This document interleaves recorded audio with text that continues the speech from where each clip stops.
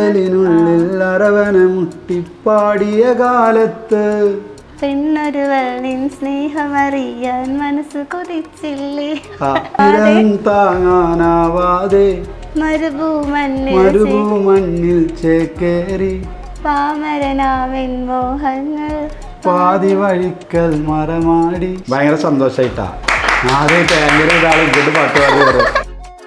പ്രണയിക്കുന്ന പെണ്ണിന്റെ പേര് ഫൗസിയ എന്നാണ് വെച്ചെങ്കിൽ ഞാനൊരു ആൽബം എടുക്കാൻ തയ്യാറാവുക അവള് കേൾക്കാൻ വേണ്ടിയിട്ട് എന്റെ ഫൗസിയ. അത് പ്രൊഡ്യൂസർമാരാണ് ഈ പേര് തീരുമാനിക്കുക. കുറെ പാട്ടുകൾ എല്ലാം പോലെയുള്ള ആളുകൾ പാടേണ്ടി വന്നു. സന്തോഷം സന്തോഷം എന്ന് പറയുമ്പോഴേ ഹാപ്പി പാട്ടായിട്ട് ആൽബം മേഖലയിൽ നിന്ന് എടുത്ത് പാടുമ്പോൾ അരിപ്പോ തിരിപ്പോ കോതളമങ്ക. ഞാൻ കലാഫീൽഡിൽ ഏറ്റവും കൂടുതൽ ഫ്രണ്ട്ഷിപ്പുള്ള ഒരാൾ എന്ന് പറഞ്ഞാൽ ഷാഫിക്കാണ്. ഞാൻ എല്ലായിടത്തും പറയുന്ന ഒരു കാര്യമുണ്ട്, ഞാൻ ഒരിക്കലും ഒരു നല്ല ഭർത്താവല്ല. ഇപ്പം ഹനുമോള് പറയുമ്പോ ആക്ച്വലി എന്തായിരുന്നു വയ്യായിക എന്ന് പറഞ്ഞത്? അന്നമോള് ഡെലിവറി സമയത്ത് അന്നമോള് വെയിറ്റ് വളരെ കുറവാണ്. പിന്നെ അന്നമോൾക്ക് കുറെ ശരീരത്തിൽ പല ഭാഗത്തും സ്കിന്നുകൾ ഉണ്ടായിരുന്നില്ല. ക്രിട്ടിക്കൽ സ്റ്റേജിലായിരുന്നു. അന്ന് വെന്റിലേറ്ററിലൊക്കെ ഇടേണ്ടി വന്ന് നോക്കാം. പക്ഷെ നമ്മൾക്ക് ഒരു വിശ്വാസം, നമുക്കൊന്ന് മെഡിസിനായി നോക്കാം. ആ മെഡിസിനാണ് ഇന്ന് അന്നമോൾ ഇപ്പോൾ വെറൈറ്റി മീഡിയയുടെ ഇരിക്കുന്നത്. കുറെ ആളുകളൊക്കെ ചോദിച്ചു ഈ സഹതാപത്തിന് വേണ്ടിയിട്ടാണ് കമന്റ് ഞാൻ കണ്ടിട്ടുണ്ട്. വിധി എന്നുള്ളത് പൊരുതാനുള്ളതാണെന്ന് പഠിപ്പിച്ച ഒരു പിതാവിൻ്റെ മകളാണ്. അത് മതിയല്ലോ എന്നും ഏറ്റവും വലിയ അവാർഡ്. ഞാനില്ലാത്ത കാലത്തും ആളുകൾ അത് പറഞ്ഞു കൊടുക്കും. അവൾക്കൊരു വാപ്പ ഉണ്ടായിരുന്നു. കാണാനും മാലാക എൻ്റെ റുഹാണി മാലാക, എൻ്റെ റുഹാണി മാലാക. ഓക്കെ, അപ്പൊ നമുക്ക് എന്തായാലും ചെറിയൊരു ടാസ്ക് ഉണ്ട്. പാട്ട് ടാസ്കുകളൊക്കെ ഞാൻ കാണാറുണ്ട്. അത്ര വലിയ ഒരു തെക്ലീഫുള്ള കുഞ്ഞു ടാസ്കാ. ഞങ്ങൾ പാട്ട് പാടുന്ന ആളായതുകൊണ്ട് പാട്ട് റിലേറ്റഡ് ഒരു ഈസി ടാസ്ക് ആയിട്ടാ വന്നേക്കുന്നത് അല്ലേ ഹനുമോൾ? ഞാൻ പാട്ട് പാടുന്ന ആളെന്ന് ഉള്ളുട്ടാ, വലിയ നോളജ് ഒന്നും ഇല്ല അതിനെ കുറിച്ചിട്ട്. പാട്ട് പാടുന്നതിനൊരു വലിയ കഴിവല്ലേ? ഞങ്ങൾക്കൊന്നും ഇല്ല കഴിവ്. ഇല്ലല്ല, അത് ഞങ്ങക്ക് മനസ്സിലായി. ഓക്കെ, ഇതിൽ കുറച്ച് സാധനങ്ങൾ ഇങ്ങനെ ഒരു ഹെഡിങ് ടാഗ് ലൈൻ ഒക്കെ എഴുതിയിട്ടുണ്ട്. അപ്പൊ അത് വായിക്കുമ്പോ ആദ്യം ഓർമ്മ വരുന്ന പാട്ട് പാടിയാൽ മതി. അത് സ്വന്തം പാട്ട് പാടാം, അല്ലെങ്കിൽ ഇഷ്ടമുള്ള പാട്ട് പാടാം, ഏത് വേണമെങ്കിലും പാടാം. ഓക്കെ, ഞാൻ എടുക്കണല്ലേ? വേർപിരിയൽ. വേർപിരിയലിന്റെ പാട്ടുകളെ ഞാൻ കൂടുതൽ പാടിയിട്ടുണ്ട്. ഇനി നീ വരികില്ലെന്നറിയാം, മനസ്സിൽ കളവില്ലെന്നറിയാം, ഇന്നു നീ പടിയിറങ്ങുന്നതെന്നെ ഓർത്തിട്ട് തന്നെ എന്നും അറിയാം. നമുക്കാ ഭാഗ്യമില്ല വാവേ, എനിക്കും യോഗമില്ല തീരെ, മടിക്കാതെന്നെ ഇന്നു നീ മരണതുല്യനായി കണ്ടുറങ്ങു പോവേ. പിരിയലിന്റെ പാട്ടുകൾ ഈ പാട്ട് വരുന്ന വഴിക്ക് ഞങ്ങൾ അവിടെ മറ്റേ വീട്ടിൽ കയറിയിട്ട് ഞാൻ ഇത് പാടിക്കൊണ്ടിരിക്കും. വേറൊരു സംഭവം പറയട്ടെ. ഞാൻ ഒരു ഡോക്ടർ മിർസാന എന്ന് പറഞ്ഞിട്ട് ഒരു സൗദിയിലെ ഡോക്ടറുണ്ട്. അപ്പോൾ അവര് മാപ്പിളപ്പാട്ടുകൾ കേൾക്കുന്ന അങ്ങനെ ആളുകൾ, അവരെ ലൈഫിൽ ഒരു ചെറിയ പ്രശ്നങ്ങൾ വന്നിട്ട് അവർ ഡിവോഴ്സിന്റെ ഒരു വക്കിലെത്തി. അവരെന്നെ പറഞ്ഞ സ്റ്റോറി ആയിട്ടത്. അങ്ങനെ അവരന്ന് ഡിവോഴ്സിന് തീരുമാനിച്ചു. രണ്ടാളും സെപ്പറേറ്റ് ആയി. കമ്മിറ്റി തീരുമാനിക്കുന്ന ദിവസം അറിയാതെ ഒരു ഞാൻ എഴുതിയ പാട്ടല്ല, ഞാൻ പാടിയ പാട്ടാ. നേരം നിനക്കായിരം യാത്രാമൊഴി മംഗളം, അങ്ങനെ ഒരു പാട്ടുണ്ടായിരുന്നു. അത് ഈ ഡോക്ടർ കേൾക്കുകയാണ്. അവിടുന്ന് ആളെ മനസ്സാണ്ട് മാറിയിട്ട് അവരിപ്പോ ഒന്ന് സുഖമായിട്ട് ജീവിക്കുന്നത്. അപ്പൊ അതിനുശേഷമാണ് എന്നായിട്ട് അവർ കോണ്ടാക്ട് ചെയ്ത് ഇങ്ങനെ ഒരു പാട്ട് ഞങ്ങളുടെ ജീവിതത്തിൽ മാറ്റം ഉണ്ടാക്കി. അപ്പൊ അങ്ങനെ ആ വേർപിരിയൽ പാട്ട് കൊണ്ട് സംഭവിച്ചിട്ടുണ്ട് പറയാം. പിന്നെ പാട്ടുകൾ കൊണ്ട് ഒന്നായ ആളുകളും ഉണ്ട്. പാട്ട് കേട്ടിട്ട് ജീവിതം കോലാട്ടായ ആളുകളും അങ്ങനെയുണ്ട്. അങ്ങനെ എന്തെങ്കിലും എക്സ്പീരിയൻസ് ഉണ്ടോ? ഇല്ല. കുറെ ആളുകൾ നമ്മൾ പറയുമ്പോൾ നിങ്ങളെ പാട്ടുകളാണ് ഞങ്ങൾ ഒന്നിച്ച്. കുറെ ആളുകൾ പറയുമ്പോഴേ ചില ഓട്ടോറിക്ഷക്കാർ നിങ്ങളെ പാട്ട് ഇട്ടാ ഞാൻ മറ്റാളെ വിളിച്ചേ. അതുപോലെ സീഡ് റേറ്റ് ചെയ്ത് കൊടുക്കുന്ന ആളുകൾ അവർ പറയും എപ്പോഴും സീഡ് റേറ്റ്, അപ്പം ഞാൻ കൂടുതൽ നിങ്ങളെ പാട്ടുകൾ ഇങ്ങനെ കൊടുക്കുന്നു. അപ്പം ഇത് നെഞ്ഞത്ത് കെട്ടുന്ന പാട്ടുകളാണ് തരട്ട് അങ്ങനെയാണ് ഇവള് വളരെ അങ്ങനെയൊക്കെ പറയാം. പിന്നെ കുറേ ആളുകൾ നിങ്ങളെ പാട്ടുകളായിരുന്നു ഞങ്ങളൊരു ആശ്രയം എന്നൊക്കെ പറയില്ലേ. അപ്പോൾ ഇത് നഷ്ടപ്പെട്ട് ആ പാട്ടുകൾ കേട്ടിട്ട് സമാധാനപ്പെടുക എന്നൊക്കെ. അപ്പോഴാണ് ഞാൻ പറയാ ആ വരികൾ അങ്ങനെയൊക്കെ ഉണ്ട്. അങ്ങനെ ഒരു അർത്ഥം ഉണ്ടായിരുന്നു അല്ലേ? ചിലപ്പോ അയച്ചെടുക്കും, നമുക്ക് പറയാനൊന്നും ഇല്ലാത്ത സാഹചര്യത്തിൽ ഈ പാട്ട് കേട്ടോളൂ. പക്ഷെ ഇപ്പൊ അങ്ങനെയുള്ള കുറെ പാട്ടുകൾ കേൾക്കുമ്പോ തോന്നി ഇതൊക്കെ ഏത് സമയത്ത് എഴുതിയതൊക്കെ തോന്നിയിട്ടുണ്ട്. കാരണം നമ്മള് പറയില്ലേ ഈ നല്ല പാട്ടുകൾ എന്ന് പറഞ്ഞ് കേൾപ്പിച്ച് ആളുകൾക്ക് മുമ്പിൽ കേൾപ്പിക്കാൻ പറ്റിയ വളരെ ചുരുക്കം പാട്ടുകളുള്ളൂ. നമ്മളെ കുറെ പാട്ടുകൾ പാടിയിട്ടുണ്ട്. അപ്പോൾ അതിലെ വരികളൊക്കെ നോക്കാതൊക്കെ പാടിയിട്ടുണ്ട്. അപ്പോൾ അത് ആ സമയത്ത് അതാ കുഴപ്പമില്ല. പക്ഷെ ഇന്ന് കേൾക്കുമ്പോൾ എന്നാലും നമ്മളെ സൃഷ്ടികളായാലും നമ്മളെ കൊണ്ട് പാടിപ്പിച്ച ആളുകളൊക്കെ അവരെല്ലാം ഒരു കലാരംഗത്ത് എത്തിപ്പെടണം എന്ന് ആഗ്രഹിച്ചിട്ടൊക്കെ വന്ന ആളുകളാണ് കുറേ ആളുകൾ. അപ്പോൾ അതുകൊണ്ടൊക്കെയാണ് കുറേ പാട്ടുകൾ നമ്മളങ്ങനെ പാടിക്കൊടുത്തതും. അപ്പോൾ ചില സമയത്ത് ആ പാട്ടുകൾ കേൾക്കും. പിന്നെ എന്താണെന്ന് വെച്ചാൽ ഇപ്പോഴുള്ള കുറേ പാട്ടുകൾ കേൾക്കുമ്പോൾ ഞങ്ങളെ പാട്ട്, പക്ഷെ അവിടെ ഞാൻ നേരത്തെ പറഞ്ഞ പോലെ ആൽബത്തിനെ കാണുന്നത് ഒരു രണ്ടാം തരം എന്നുള്ളതാണ്. ഇപ്പൊ നമ്മളെ ഇതിലെ കൺമണി കൺമണി കൺമണി നിന്നെ കാണുന്നില്ലേ, അതിന്റെ ചരണത്തിലെ വരി നീ ഒന്നും അത്ര വലിയ സുന്ദരിയല്ല എന്നൊക്കെയാണ് മലയാളത്തിലേക്ക് കൺവെർട്ട് ചെയ്ത് നോക്കുമ്പോൾ. അതേപോലത്തെ പാട്ടുകൾ തന്നെ ഞങ്ങളും പാടിയിട്ടുള്ളൂ. പക്ഷെ അതിന്റെ വ്യത്യാസം ഇതാണ്, ഒന്ന് ഫിലിം ഒന്ന് ആൽബം. ആൽബം എന്ന് പറയുമ്പോ അപ്പൊ ആ പുളിഞ്ചാറിലേക്കാട്ട് തള്ളിയതോ അത്ര, അതുള്ള വ്യത്യാസം. അല്ലാതെ വലിയ മോശപ്പെട്ട വരികളൊന്നും പാടില്ല. പിന്നെ കുറെ പാട്ടുകൾ ഈ പേര് വെച്ചിട്ട് അത് ആ സമയത്ത് ആ ഒരു ട്രെൻഡ്. ഇപ്പോൾ എനിക്കൊരു പ്രണയം ഉണ്ട് വെച്ചെങ്കിൽ എൻ്റെ പ്രണയിക്കുന്ന പെണ്ണിൻ്റെ പേര് ഫൗസിയ എന്നാണ് വെച്ചെങ്കിൽ ഞാനൊരു ആൽബം എടുക്കാൻ തയ്യാറാവുക അവൾ കേൾക്കാൻ വേണ്ടിയിട്ട്. അപ്പോൾ എൻ്റെ ഫൗസിയ അത് പ്രൊഡ്യൂസർമാരാണ് ഈ പേര് തീരുമാനിക്കുക. അങ്ങനെ കുറേ പാട്ടുകൾ എന്നെ പോലെയുള്ള ആളുകൾ പാടേണ്ടി വന്നത്. ദൈവമേ, പ്രണയം എന്ന് ചോദിച്ചാലേ ഞാനിപ്പോൾ അടുത്ത കാലത്ത് എഴുതിയൊരു പാട്ടുണ്ട്. ഞാൻ എൻ്റെ പാട്ടിൽ തന്നെ ചിലപ്പോൾ ആളുകൾ കേട്ടിട്ടുണ്ടാവില്ല. അപ്പോൾ ഞാൻ എഴുതിയ പാട്ടിൽ ഏറ്റവും കൂടുതൽ ഇഷ്ടപ്പെട്ട പാട്ട് ഏതാണെന്ന് വെച്ചാൽ ഞാനൊരു പാട്ട് പറയും. അതാണിത്. നമ്മൾ തമ്മിൽ കാണുവാനും തമ്മിൽ നമ്മളടുക്കുവാനും വിധിച്ചുള്ള നാഥനെന്തേ മറന്നു പോയി, നമ്മുടെ വാരിയല്ല ചേർത്തു വെക്കാൻ മറന്നു പോയി, പിരിഞ്ഞങ്ങു പോകുമ്പോൾ മറക്കാതടക്കണം നീ എനിക്കായി തുറന്നിട്ട മനസ്സിൻ വാതിൽ, ഇനി മറ്റൊരാളും എത്തി നോക്കരുതാ മനസ്സുള്ളിൽ. ഞാൻ ഈ പാട്ടുകളൊന്നും ഞാൻ കേൾക്കാറില്ല കേട്ടോ. ഭയങ്കര ടെൻഷനുള്ള പാട്ടുകളാണ്. അതാ നമ്മൾ ആ സമയത്ത് നമ്മൾ ആ പ്രണയക്കളുടെ സമയത്ത് ആളുകൾ പറയുന്നൊരു ഡയലോഗുണ്ട്, നിന്റെ വാരിയിൽ കൂട്ടിപ്പടച്ചിട്ടുണ്ടെങ്കിൽ, അന്ന് പഴമക്കാർ പറയുന്ന ഡയലോഗാണ്, നിന്റെ വാരിയിൽ കൂട്ടിപ്പടച്ചിട്ടുണ്ടെങ്കിൽ അവൾ നിനക്കുള്ളതാണ്. അപ്പോൾ ഞാൻ വിശ്വസിക്കുന്നു നമ്മളൊരാളെ കണ്ടുമുട്ടുന്നത് ദൈവത്തിൻ്റെ തീരുമാനമാണ്, അടുക്കുന്നതും ദൈവത്തിൻ്റെ തീരുമാനമാണ്, പിരിയുന്നതും അത് അപ്പോൾ പറയാതെ എനിക്ക് വിധിച്ചില്ല എന്ന് പറയും. അപ്പം അതിനെ കോട്ട് ചെയ്തിട്ട് എഴുതിയാണ്. കണ്ടുമുട്ടിയതും അത് അടുത്തതൊക്കെ വിധിച്ച പടച്ചോനെന്താ വാരിയല് മാത്രം കൂട്ടിപ്പടക്കാൻ മറന്നുപോയതായിട്ട്.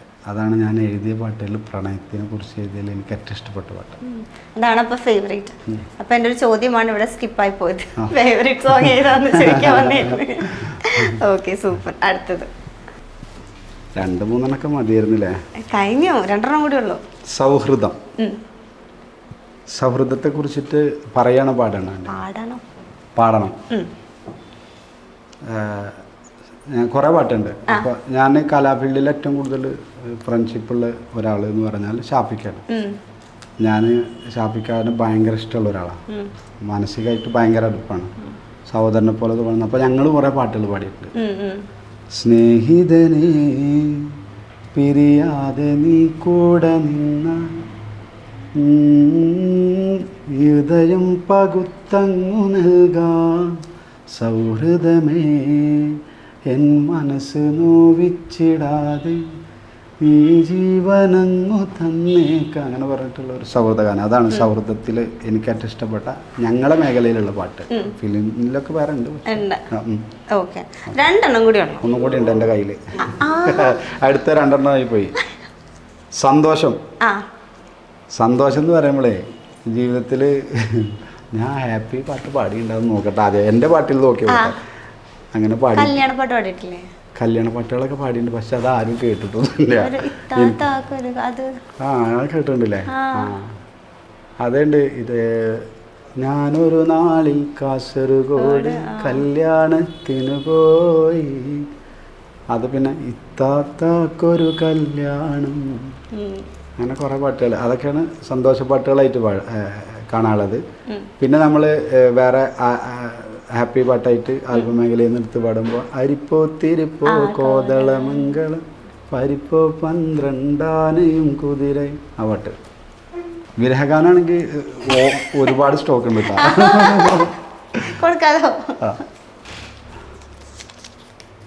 സങ്കടം. എപ്പോഴും സങ്കടമുള്ള പാട്ടുകൾ പാടിയല്ലോടല്ല സങ്കടം ചോദിക്കുന്നതല്ല പോലെ. സങ്കടം. സങ്കടം എന്ന് പറഞ്ഞാലേ നമ്മൾ ചില കാര്യങ്ങൾ പറയാൻ ഉദ്ദേശിച്ചിട്ട് പറയാൻ മറന്നുപോയുണ്ടാവും. അപ്പോൾ അതിനെക്കുറിച്ച് ഞാൻ എഴുതിയ ഒരു സാധനം തന്നെ. കടമായിട്ടാണേലും നിൻ മനസ്സെനിക്കു തന്നാൽ പരിശുദ്ധിയോടെ ഞാനത് തിരികെ നൽകാം. പകരം പണയമായി ഞാനൻ ജീവൻ നിനക്കു നൽകാം. നിനക്കായി കാത്തിരിക്കാം ഈ ജന്മം തികയില്ലേ, നിനക്കായി മണ്ണിൽ വീണ്ടും പുനർജനിക്കാം ഞാൻ. അതിനായിട്ടെൻ്റെ ജന്മം ബലി കഴിക്കാം. എങ്ങനെ മറക്കാനാ, എങ്ങനെ മായ്ക്കാനാ, എങ്ങനെ മറക്കാനാ, എങ്ങനെ മായ്ക്കാനാ, പതിഞ്ഞത് പതിഞ്ഞത്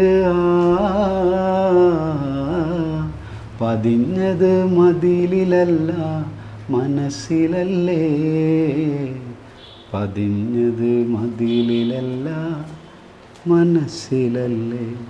അതാണ് പറയാൻ പറ്റാതെ പോയ സങ്കടം. ഇത് ആരോടെങ്കിലും പറയാൻ പറ്റാതെ പോയതാണ് ശരിക്കും. അതെ അതെ, പറയാൻ പറ്റാതല്ല, അതെ. എപ്പോഴും നമുക്ക് നഷ്ടപ്പെട്ട എന്തിനോ, കിട്ടാത്ത എന്തിനോട് നമുക്ക് എന്നും ഒരു ഇഷ്ടം ഉണ്ടാവും. അതൊരു പക്ഷെ കിട്ടിയിരുന്നെങ്കിൽ ആ ഇഷ്ടം ഉണ്ടാവില്ല. അതാണ് യഥാർത്ഥത്തിൽ. ചില സാധനങ്ങൾ ദൂരെ നിന്ന് കാണുമ്പോഴാ ഭംഗി ഉണ്ടാവും, അടുത്ത് കാണുമ്പോൾ ഭംഗി അതാണ് അതിന്റെ. ഓക്കെ, ഇത് ഫേവറേറ്റ്. ഇത് വിരഹം തന്നെയല്ലോ. വിരഹത്തിൽ ഫേവറേറ്റാ? അല്ല, വിരഹം കുറെ ഉണ്ടെന്നല്ലേ പറഞ്ഞേ, എന്നാ പിന്നെ അതങ്ങനെ ആയിട്ടിക്കോട്ടെ. ഞാനേ രാത്രിയിൽ എന്നും കിടക്കുമ്പോൾ കേൾക്കുന്ന ഒരു പാട്ടുണ്ട്. ഇഷാം അബ്ദുൽ വഹാബ് മ്യൂസിക് ചെയ്തിട്ട് സിത്താര ചേച്ചി പാടിയൊരു പാട്ടാണ്. അത് കേൾക്കാത്ത ആളുകൾ ഉണ്ടാവില്ല, പക്ഷെ അത് നമ്മൾ ഉറങ്ങാൻ കിടക്കുന്ന സമയത്ത് ആ പാട്ട് കേട്ട് കഴിഞ്ഞാൽ ഭയങ്കര സംഭവമാണ്. ആ പാട്ട് പുന്നാരമാരൻ്റെ കനിപോലും നെഞ്ചിൽ കാണാക്കിനാവുമായി കാത്തിരുന്നു. എൻ്റെ വരികൾ മറന്നുപോയി, പ്രായമായി വരില്ല. അതിൻ്റെ പുന്നാരമാരൻ്റെ കനിപോലും നെഞ്ചിൽ കാണാക്കിനാവുമായി കാത്തിരുന്നു. എൻ്റെ തേരാവോളം നോക്കി നിന്നു. ആ വരികൾ മറന്നു, എനിക്ക് കിട്ടുന്നില്ല. ഞാൻ എന്നും ഒരു ദിവസം പോലും കേൾക്കാത്ത പാട്ടാട്ടാ. അതെന്താ വരികൾ മറന്നതെന്ന് എനിക്കറിയില്ല. അതാണ് വിരഹത്തിൽ ഫേവറേറ്റ് ആയിട്ട് ഞാൻ കൊണ്ടെടുക്കുന്ന പാട്ട്. Okay, super. ഓക്കെ, ഇപ്പം കൂടുതലും ഇപ്പോൾ വിരഹ ഗാനങ്ങൾ അല്ലെങ്കിൽ ഇപ്പൊ ചില ഒട്ടുമിക്ക ആൽബത്തിന്റെ ക്ലൈമാക്സിലും ഇപ്പൊ ഒന്നില്ലെങ്കിൽ ആൾ മരിക്കും, അല്ലെങ്കിൽ ആക്സിഡന്റ്. മെയിനായിട്ട് മെയിനായിട്ട് സലീംക്കയുടെ ക്യാരക്ടർ മരിക്കും. സങ്കടം, വിരഹമൊക്കെ എടുക്കുന്ന ഒരാളാണ്. റിയൽ ലൈഫിൽ എങ്ങനെയാണ്? ഹാപ്പി ആയിട്ടുള്ള ഒരാളാണ്? ഞാൻ റിയൽ ലൈഫിൽ ഭയങ്കര ഹാപ്പിയാണ്. യഥാർത്ഥത്തിൽ എൻ്റെ ഫാമിലി ലൈഫിൽ എന്നെ പോലെ സന്തോഷിക്കുന്ന ആൾ ഇല്ലാന്ന് തന്നെ എനിക്ക് പറയാൻ കഴിയും. കാരണം റിയൽ ലൈഫിൽ ഭയങ്കര ഹാപ്പി ആയിട്ടാണ്. കാരണം അതിൻ്റെ ഏറ്റവും വലിയ കാരണം എന്താണെന്ന് വെച്ചാൽ ഞാൻ എൻ്റെ ജീവിതത്തിൽ നേരിട്ട പ്രതിസന്ധികളായിക്കോട്ടെ, പ്രയാസങ്ങളായിക്കോട്ടെ, പരീക്ഷണങ്ങളായിക്കോട്ടെ, അതെല്ലാം ഞാൻ പോസിറ്റീവായിട്ട് മാത്രം എടുത്ത് എല്ലാം നല്ലതിന് എന്ന് മാത്രം വിശ്വസിക്കുന്ന ആളാണ്. നമ്മൾ ഈ സന്തോഷം എന്ന് പറയുന്നത് തേടി നടക്കുമ്പോഴാണ് നമ്മൾ സങ്കടത്തിലേക്ക് പോവുക. ഉള്ളതിൽ സന്തോഷം കണ്ടെത്താൻ ശ്രമിച്ചു കഴിഞ്ഞാൽ നമ്മളെപ്പോലെ സന്തോഷിക്കുന്ന ആളുണ്ടാവില്ല. അതുകൊണ്ട് തന്നെ എൻ്റെ ജീവിതത്തിൽ വന്ന എല്ലാ പ്രതിസന്ധികളും ഞാൻ എല്ലാം പോസിറ്റീവായിട്ട് എടുത്ത് എന്താണോ റിയാലിറ്റി, ആ റിയാലിറ്റിയെ അക്സെപ്റ്റ് ചെയ്യുക, അത് അംഗീകരിക്കാനുള്ള മനസ്സിലുള്ളടത്താണ് നമ്മൾ വിജയിക്കുന്നത്. അങ്ങനെ അവിടെ വിജയിച്ചു. പിന്നീട് ജീവിതത്തിൽ ഉണ്ടായത് എല്ലാതും ഞാൻ പോസിറ്റീവായിട്ട് മാത്രം കണ്ടു. കൂടുതൽ അവിടെയൊക്കെ എനിക്ക് എൻ്റെ പ്രതിസന്ധികളായിക്കോട്ടെ, എല്ലാ പ്രയാസങ്ങളായിക്കോട്ടെ, പരീക്ഷകളൊക്കെ മറികടക്കാൻ എനിക്ക് കഴിഞ്ഞു. പിന്നെ ഫാമിലി ലൈഫിലോട്ട് വരുമ്പോൾ ഞാൻ പറയുന്ന എന്നെപ്പോലെ, കാരണം ഞാൻ കെട്ടിയ പെണ്ണ് എന്ന പാട്ടിൽ എഴുതിയ പോലെ ഒരിക്കലും പരാതിയും പരിഭവങ്ങളും പറയാത്ത നല്ലൊരു ഭാര്യയെ കിട്ടി. അപ്പോൾ ഞാൻ എല്ലായിടത്തും പറയുന്ന ഒരു കാര്യമുണ്ട്, ഞാനൊരിക്കലും ഒരു നല്ല ഭർത്താവല്ല, പക്ഷെ നല്ല ഭാര്യയുടെ ഭർത്താവാൻ പറ്റി. അത് തന്നെയാണല്ലോ നമ്മളെ ജീവിതത്തിൽ വേണ്ടേ. അതുകൊണ്ട് തന്നെ എല്ലാം കൊണ്ട് ഞാൻ ഹാപ്പിയായ മനുഷ്യനാണ്. കാരണം ദൈവം ഞാൻ ആഗ്രഹിച്ചതിനേക്കാളും എനിക്ക് അർഹിച്ചതിനേക്കാളും വലിയ സ്ഥാനങ്ങളും പ്രശസ്തിയൊക്കെ നേടിത്തന്നാണ്. പിന്നെ ഞാൻ എവിടെ നോക്കിയിട്ടാണ് പരാതി പറയേണ്ടത്? അപ്പോൾ ഞാൻ എപ്പോഴും ദൈവത്തോട് പറയുന്ന ഒറ്റ കാര്യം, നിങ്ങൾ എന്ന് ദൈവത്തിന് മടുക്കുന്നു അന്ന് എന്നിലുള്ള പരീക്ഷണങ്ങളെ ദൈവത്തിന് തിരിച്ചെടുക്കുകയാണ്. അഥവാ പരീക്ഷ ദൈവത്തിന് ഞാൻ പതറില്ല, എന്നെ പരീക്ഷിച്ച് ഞാൻ പതറില്ല, ഞാൻ ഹാപ്പിയോടെ തന്നെ സ്വീകരിക്കുള്ളൂ. അപ്പോൾ ദൈവത്തിന് എന്തെങ്കിലും മടുക്കുമ്പോൾ ഞാൻ ദൈവത്തിനോട് ഇതുവരെ പരാതിയും പറഞ്ഞിട്ടില്ല ആ കാര്യത്തിൽ. കാരണം പരാതി പറയാനില്ല, എൻ്റെ ജീവിതത്തിൽ വന്ന എല്ലാതും അനുഗ്രഹങ്ങൾ കൂടുതലാണ്. നമ്മുടെ ജീവിതത്തിൽ ദുഃഖിക്കേണ്ട സമയം വളരെ കുറവേ തന്നിട്ടുള്ളൂ. ആകെ ചെറുപ്പകാലത്തിൽ മാത്രമാണ് നമ്മൾ കൂടുതൽ സങ്കടപ്പെട്ട് ജീവിക്കേണ്ടി വന്നിട്ടുള്ളത്. പക്ഷെ ആ സാഹചര്യമൊക്കെ മാറി ഇന്ന് എല്ലാം കൊണ്ടും എവിടെ നോക്കിയാലും ഹാപ്പി. ഒന്നിലേ നമ്മളൊരു സ്ഥലത്തേക്ക് പോകുമ്പോൾ അവിടെ നമ്മളെ തിരിച്ചറിഞ്ഞ് ഒരാളെങ്കിലും നമ്മളോടൊപ്പം ഒരു ഫോട്ടോ എടുക്കാൻ, അല്ലെങ്കിൽ നിങ്ങളെ ഇഷ്ടാട്ടോ എന്ന് പറയുന്ന ഒരു ഘട്ടത്തിലേക്ക് എത്തിയില്ലേ. അതുപോലെ തന്നെയാണ് ഇന്ന് അന്നമോള് 11 വയസ്സ് കഴിഞ്ഞ് ഈ അന്നമോളെ ഉപ്പ എന്ന ഒരു ലേബിളിൽ എനിക്ക് കിട്ടുന്ന ഒരു സ്നേഹം പരിഗണന ഭയങ്കര. ഞാൻ ഈ 15 വർഷം ഞാൻ പാടിയിട്ട് കിട്ടാത്ത ഒരു പ്രത്യേക സ്നേഹം വാത്സല്യം അത് കിട്ടുന്നത്. അപ്പോൾ എത്രയോ കുട്ടികൾ ഉണ്ടായിട്ടും ഇപ്പോൾ ചെറിയ കുറവുള്ള കുട്ടികളൊക്കെ ഉള്ള ആളുകളൊക്കെ ഉണ്ടാവും, പക്ഷെ അതും പ്രശസ്തരായ നടന്മാർക്കടക്കമുണ്ട്. അപ്പം ഞാൻ മനസ്സിലാക്കുന്ന അന്നമോളോടുള്ള ഇഷ്ടം അത് എന്തോ ഒരു ഇഷ്ടമാണ് ആളുകൾക്ക്, ഇതിൻ്റെ പേരിലും അല്ല. അപ്പോൾ അവളപ്പായിട്ടും അറിയപ്പെടാൻ പറ്റി, ആ കുട്ടിയുടെ പിതാവ് എന്നുള്ള നിലക്ക് അറിയപ്പെടാൻ പറ്റി. അപ്പോൾ എല്ലാം കൊണ്ടും ഇപ്പോൾ അന്നമോളെ ഒരു കാര്യം പറയാം, അന്നമോള് 11 വയസ്സ് കഴിഞ്ഞ് അന്നമോള് സ്വന്തമായിട്ട് 11 സെൻറ്റ് ഭൂമി വാങ്ങിപ്പോൾ കഴിഞ്ഞ മാസമായിരുന്നു അതിൻ്റെ രജിസ്ട്രേഷൻ. അപ്പോൾ എല്ലാം കൊണ്ടും ഞാൻ സത്യം പറയുകയാണെങ്കിൽ അന്നമോളുമായിട്ട് ഈ ഒരു രംഗത്തേക്ക് കടന്നു വന്ന സമയത്ത് കുറേ ആളുകളൊക്കെ ചോദിച്ചു ഈ സഹതാപത്തിന് വേണ്ടിയിട്ടാണ് എന്നൊക്കെയുള്ള കമൻറ്റ് ഞാൻ കണ്ടിട്ടുണ്ട്.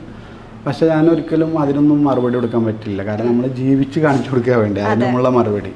എൻ്റെ മനസ്സിലുണ്ടായ ഒരു എയിം എന്താണെന്ന് വെച്ചാൽ, ഞാൻ ഇവൾക്ക് നമ്മളെപ്പോലെ സഹതാപമില്ലാതെ സഞ്ചരിക്കണം, അതിനുള്ളൊരു ഊർജ്ജം കിട്ടണം. അപ്പോൾ ആ ഒരു കുറവുള്ള കണ്ണുകളിലൂടെ കാണരുത്. അപ്പോൾ ഞാൻ അന്നമോളെ കഴിവുകളുള്ള മകളായിട്ടാണ് സമൂഹത്തിൻ്റെ മുമ്പിൽ പരിചയപ്പെടുത്തിയത്. അപ്പോൾ അവിടെ മറ്റെല്ലാം നമ്മൾ മറക്കുക.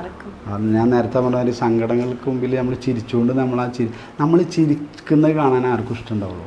നമ്മൾ ഒരാൾ എപ്പോഴും നമ്മൾ പറയും അവൻ്റെ അടുത്ത് പോയാൽ എപ്പോഴും സങ്കട ഒക്കെ അങ്ങനെയൊക്കെ പറയില്ല നമ്മൾ നാടൻ ശൈലി പറയുകയാണെങ്കിൽ. പക്ഷെ നമ്മളെന്താ ഒരാൾ ചിരിക്കുന്നത്, അയാളെ നോക്കി എപ്പോഴും ക്യൂട്ട്, അയാളെപ്പോഴും ചിരിച്ചു, ഭയങ്കര പോസിറ്റീവ്. അപ്പോൾ അതുപോലെ നമ്മൾ പോസിറ്റീവായിട്ട് നിന്ന് കൊടുക്കാനാണ് നമ്മൾ ശ്രമിച്ചത്. അതിലൂടെ ആളുകൾ അന്നമോളെ പാട്ടുകൾ ഇഷ്ടപ്പെട്ടു, അന്നമോളെ കഴിവുള്ള മോളായിട്ട് കണ്ടു. അന്നമോളെ ഞാൻ ഈ 10-17 വർഷക്കാലത്ത് ഞാൻ ഇനാഗ്രേഷൻ ചെയ്തതിനേക്കാൾ എത്രയോ ഇരട്ടി അന്നമോൾ ഇനാഗ്രേഷൻ ചെയ്തു. അപ്പോൾ എല്ലാ തലങ്ങളിലേക്കും അന്നമോളിലൂടെ എനിക്ക് എത്താൻ കഴിഞ്ഞു. അപ്പോൾ അന്ന് മുതലേ എൻ്റെ ആഗ്രഹം എന്താണെന്ന് വെച്ചാൽ നാളേക്ക് അവൾക്കുള്ളൊരു സേഫ് സോണിൽ അവളെ എത്തിക്കണം. അങ്ങനെ അത്യാവശ്യം വിലയുള്ളതാണ്, വലിയ വിലയില്ലെങ്കിലും ഞങ്ങളുടെ നാട് എന്ന് പറഞ്ഞാൽ അത്യാവശ്യം പ്രോപ്പർട്ടിക്കൊക്കെ അത്യാവശ്യം വിലയുള്ള സ്ഥലമാണ്. അവിടെ ഒരു 11 സെൻറ്റ് ഭൂമി വാങ്ങാന്ന് പറഞ്ഞാൽ ശരിയല്ല, അതും അവളെ പ്രായം വെച്ചിട്ട്. അപ്പോൾ എല്ലാം കൊണ്ടും ഞാൻ ഹാപ്പിയാണ് ആ ഒരു കാര്യത്തിൽ. ഇപ്പോൾ അതുപോലെ തന്നെ എൻ്റെ മകൻ ഡിഗ്രി 2nd ഇയറിനാണ് പഠിക്കുന്നത്. അവൻ അവനിലൂടെ ഞാൻ ഹാപ്പി. അവൻ എന്നെക്കാൾ നന്നായി പാടുന്നുണ്ട്. എന്നെക്കാൾ നന്നായി പാടും. വലിയ പാട്ടുകാരനല്ലേ, എന്നെക്കാൾ എത്രയോ നന്നായിട്ട് പാടും. മാത്രമല്ല അവനും ഇതിലൂടെ ഞാൻ ഇതുവരെ ഒരു ഡിഗ്രി സെക്കൻഡ് ഇയർ പഠിക്കുന്ന ഒരു മകൻ്റെ പേരിൽ ഒരു പരാതി കേട്ടിട്ടില്ല.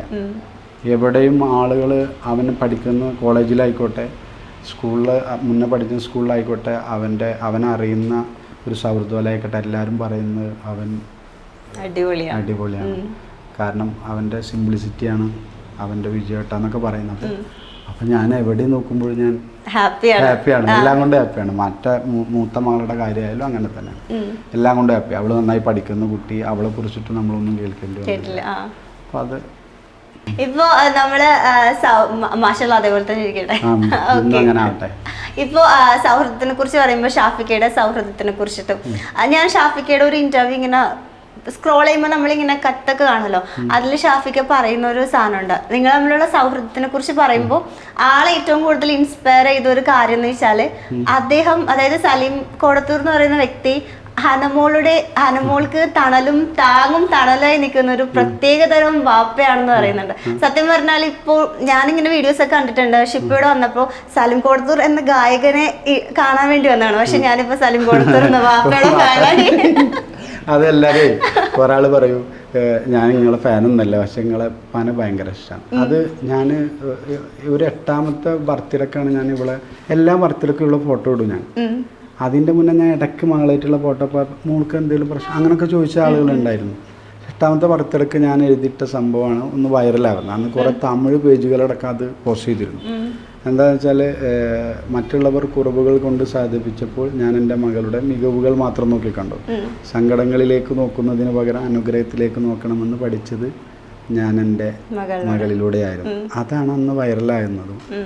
അതുപോലെ അന്നമോളെല്ലാവരും ശ്രദ്ധിക്കും. ഭയങ്കര അന്ന് കുറേ ചാനലുകൾ എന്നെ ഇൻ്റർവ്യൂ ഒക്കെ ചെയ്തതൊക്കെ. അപ്പോൾ ആ സമയത്ത് പൊന്നാനിയിലുള്ള ഒരാൾ എനിക്ക് മെസ്സേജ് അയച്ചു, ബ്രോ എനിക്ക് നിങ്ങളൊന്ന് കാണണം എന്നൊക്കെ പറഞ്ഞിട്ട്. അപ്പോൾ ഞാൻ പറഞ്ഞു അതിനെന്താ വന്നോളൂ. അപ്പോൾ പറഞ്ഞു ഞാൻ നിങ്ങളെ കുറേ വേദനിപ്പിച്ചിട്ടുണ്ട്, അപ്പോൾ എന്താ അപ്പം നേരിൽ പറയാം. അപ്പോൾ അയാൾ ഇവിടെ വന്നിട്ട് എന്നോട് പറഞ്ഞു ഇങ്ങനെ കാല് പിടിക്കുന്ന പോലെ മാപ്പ് ഇങ്ങനെ. അപ്പം ഞാൻ കാല് പിടിച്ച പാട് എന്നോട് പറഞ്ഞു നിങ്ങൾ ഒരു ബിഗ് ബ്രദറാണ്, അല്ല ബിഗ് ബ്രോ ആണ്, എന്താണ് അല്ല ഗ്രേറ്റ് ഫാദറാണ്. അപ്പോൾ എന്നോട് പറഞ്ഞു ഞാൻ നിങ്ങളെ പാട്ടൊക്കെ കേൾക്കുമ്പോൾ ഞാൻ നിങ്ങളെ തെറിയ പറഞ്ഞിരുന്നു. അതേമാതിരി പലപ്പോഴും നിങ്ങളെ FBയിൽ ഞാൻ മോശപ്പെട്ട കമൻറ്റുകൾ കേട്ടിട്ടുണ്ട്. പക്ഷെ ഇപ്പോൾ എനിക്ക് മനസ്സിലായി നിങ്ങളൊരു ഗ്രേറ്റ് ഫാദറാണ്. അപ്പോൾ അതിൽ എന്നോട് കുറേ ആട്ടം ആൾ കരഞ്ഞിട്ടൊക്കെ ക്ഷമ ചോദിച്ചത്. അവിടുന്നാണ് മുതൽ ഞാനിങ്ങനെ എല്ലാ ആളുകളും നിങ്ങളെ പന ഭയങ്കര ഇഷ്ടം, നിങ്ങളുടെ പന എന്നെ ഇഷ്ടമല്ല, അവരുടെ പാട്ടുകൾ ഇഷ്ടമല്ല.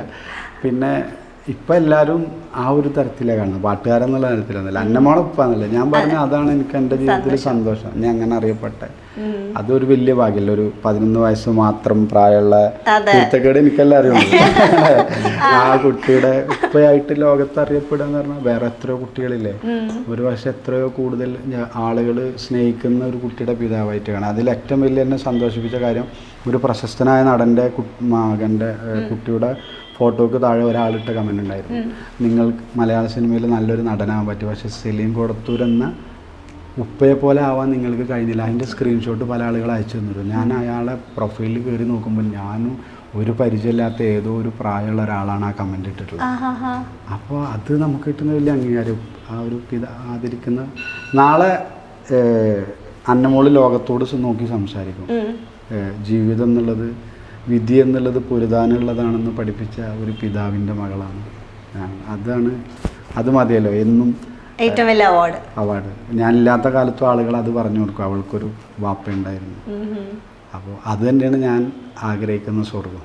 നമ്മളില്ലാത്ത കാലം വരുമ്പോൾ നമ്മളെ കുറിച്ചിട്ട് ആളുകൾ നല്ലത് മാത്രം സംസാരിക്കുക. മോശപ്പെട്ടാണ് സംസാരിക്കുന്നത് ഞാനൊരു നരകം ആണെന്ന് വിശ്വസിക്കുന്നു. നല്ലതാണ് സംസാരിക്കുന്നതെങ്കിൽ ഞാൻ അതാണ് സ്വർഗം എന്ന് വിശ്വസിക്കുന്നു. അന്നമോൾക്ക് വലുതാവുമ്പോൾ ആരാൻ ആഗ്രഹം? പറഞ്ഞു ടീച്ചർ. ടീച്ചറായ മതി. എന്ത് കോളേജിലെ ടീച്ചറാണോ, സ്കൂളിലെ ടീച്ചറാണോ, കുഞ്ഞുങ്ങളുടെ ടീച്ചറാണോ? അങ്ങനെ പഠിപ്പിക്കാനാ ഇഷ്ടം. ടീച്ചറായ മതി അല്ലേ? സ്കൂളിൽ നന്നായിട്ട് പഠിക്കുമോ? പഠിപ്പിന്റെ കാര്യത്തില് എനിക്ക് അല്ലേ കുറച്ച് ചമ്മലുണ്ട്, മടിയുണ്ട് സ്കൂളിൽ പോവാൻ. ഇപ്പൊ മൂപ്പരാള് പറയുന്നത് എന്താന്ന് വെച്ചാല് രാവിലെ 8 മണിക്ക് വണ്ടി വരും, സ്കൂളിൽ വണ്ടി വന്നു കഴിഞ്ഞാൽ 4 മണിക്ക് സ്കൂൾ വിടുന്നു, 4:30 മണിയാകുമ്പോൾ വീട്ടിലെത്തുന്നു, ഒന്ന് ഫ്രഷ് ആകുമ്പോഴേക്ക് 5 മണിക്ക് ഉസ്താദ് എത്തുന്നു മദ്രസ എടുക്കാൻ. അത് കഴിഞ്ഞ് മഗ്‌രിബ് വരെ അത് കഴിഞ്ഞ് കഴിഞ്ഞാൽ ഉമ്മ വീണ്ടും പഠിക്കാൻ പറയുന്നു സ്കൂളിലത്തെ. ഇവിടെ കളിക്കാനുള്ള സമയമില്ല. അപ്പം എങ്ങനെയെങ്കിലും മുഖ്യമന്ത്രിനെ കണ്ടിട്ട് സ്കൂള് ഉച്ചവരാക്കിക്കണം. അതാണ് ഇപ്പോൾ മൂപ്പരാളെ അപേക്ഷ.